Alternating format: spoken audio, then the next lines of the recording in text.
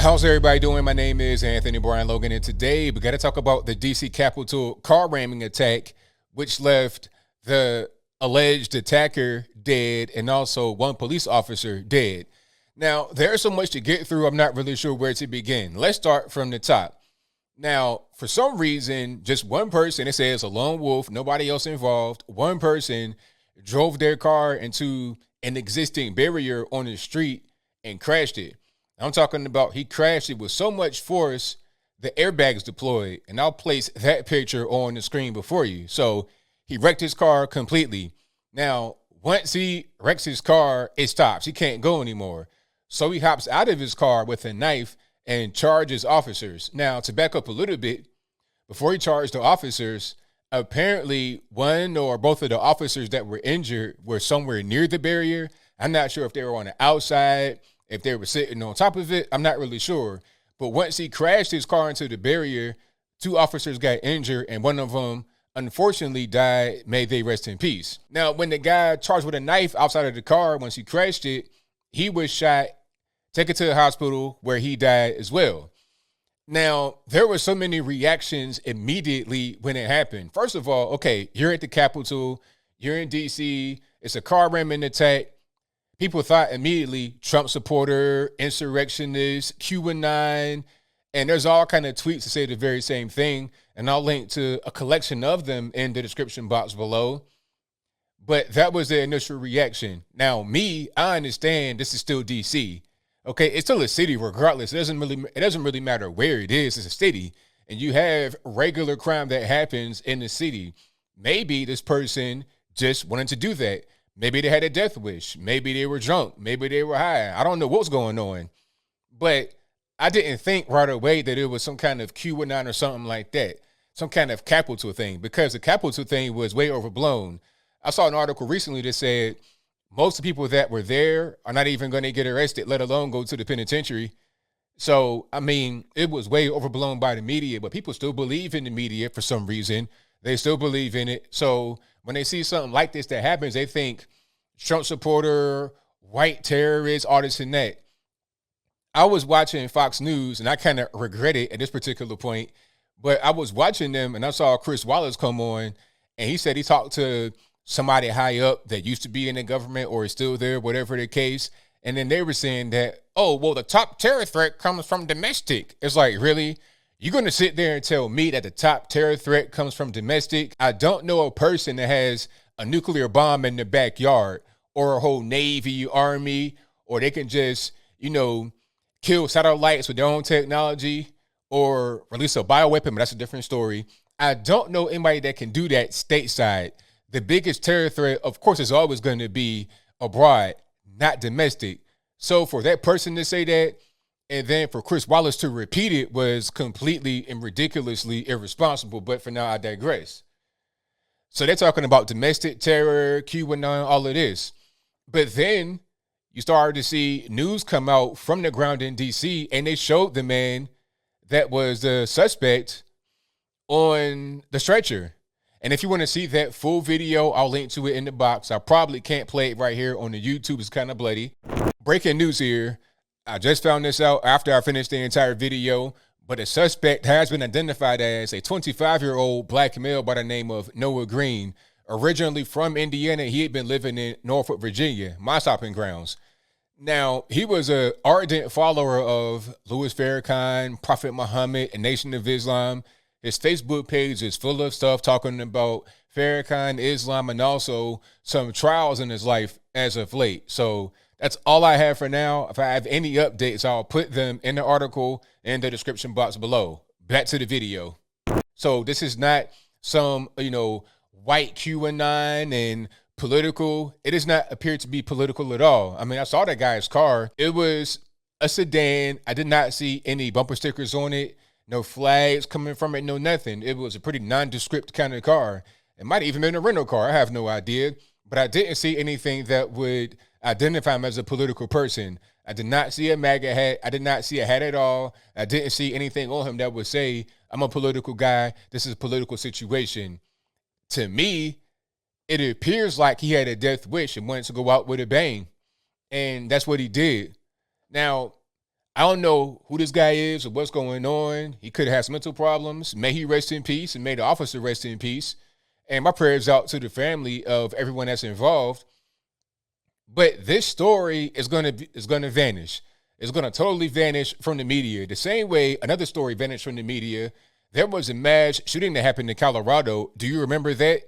It happened all of what? I don't know, a week ago, where 10 people who were all white, by the way, but that's a different story, and I digress. You had not one, not two, but 10 people shot and killed in Colorado outside or inside of a grocery store by a Syrian Muslim who had been in America for a very long time, pretty much grew up here, but was born over in Syria and was a practicing Muslim. So we're going to totally ignore that. We're going to totally ignore that one and still focus on this whole anti-Asian hate crime, and then the capital being some type of hotbed of terror or some kind of big target for terror. You know what? If this guy, speculating here, this is just me talking. I have no idea if this is true or if it's false. All that I do know is that crashed the car. You saw the pictures. You saw who it was, and you see that part. I know who died. That's the facts. But me speculating, if this guy had a death wish, if he was suicidal, he might have gone down there to the barrier, crashed into it, and then charged with a knife in hopes of getting shot. So I think what the next narrative is going to be, since they can't do this whole QAnon and Trump supporter, white supremacist thing, since they can't pull that card, then they're going to say, oh, well, the reason why he got shot right away is because he's black. If he were white, they wouldn't have done it. They'd have given him Burger King, like Dylan Roof, all this and that, and the third, which is dumb because Dylan Roof killed those innocent people, but when he got arrested, he did not resist. See, if you resist an arrest, you might get popped. Like the guy, when he crashed his car, he got out and charged him with a knife. So you crash in the car into the barrier, you get out and you charge your head with a knife, you're going to get shot. That's just what it is.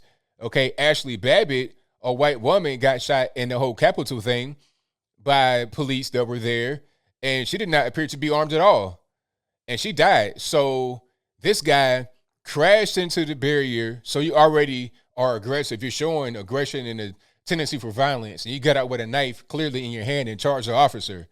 Okay, so what else is going to happen? Same thing with Jacob Blake. Okay, it's interesting how, different situations, different scenarios, depending upon the race and whatnot, kind of dictates the reaction. Jacob Blake did a similar thing to the guy that got shot in D.C., but since it was in D.C. and they thought it was a white person, then it was fine if he had a knife and charged or whatever, all right? Jacob Blake was fighting with the police, had a knife on him, and then he goes to get the knife. They say he put it down, and he's not responding or whatever the case may be. He gets shot. He doesn't even die. And then they want to protest talking about Black Lives Matter for him. They want to tear up Kenosha, Milwaukee, whatever for him. He didn't even die. But this guy, they said automatically, hey, good on you. And, we back the blue. We support police, all this and that. But any other time, they would say ACAB and I hate cops, all this and that. Cops are racist. So are they going to change their tune now? Because they were congratulatory and celebratory when they got shot out there, when they thought it was a white Trump supporter, a QAnon tinfoil hat wearer. Now that we see that this guy's probably not white and probably not politically affiliated, might have had some mental problems, is it going to be, oh, well, you shouldn't have done that, and ACAB? Are we going to just switch like that? Or are we going to just throw the story away, sweep it under the rug like it never even existed? I think the latter will happen more than anything else. It's really unfortunate, but that's where we are nowadays. So as I close, I want to say this.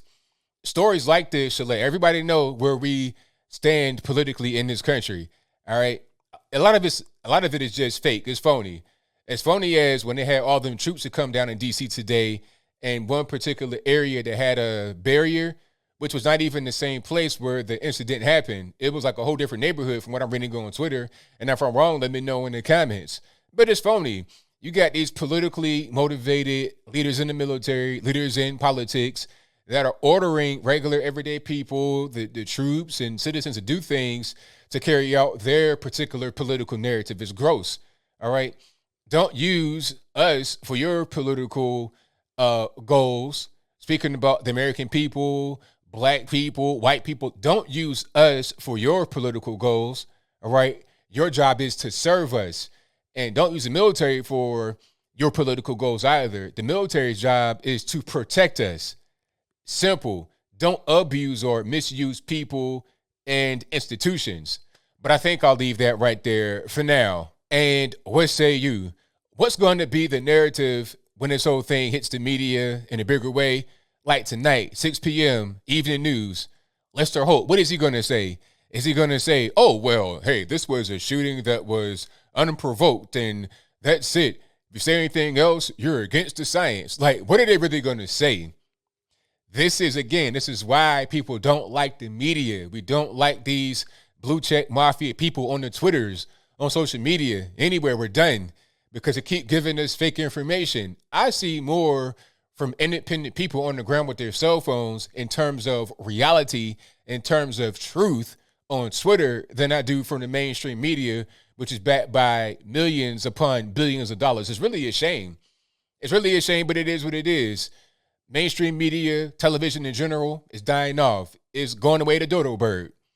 And they're hastening their own demise. Cord cutting started it, but their political narratives and trying to get money, trying to be quote unquote grifters, as the cool kids say on their side, trying to do that is hastening their demise. And it is what it is. Some of these companies, institutions, whatever you want to call them, need to go away because they do more harm than good. But whatever your thoughts are, please let me know in the comments below. And that's all I got to say for this video. If you like what you heard, please comment, rate, share, and subscribe. Peace.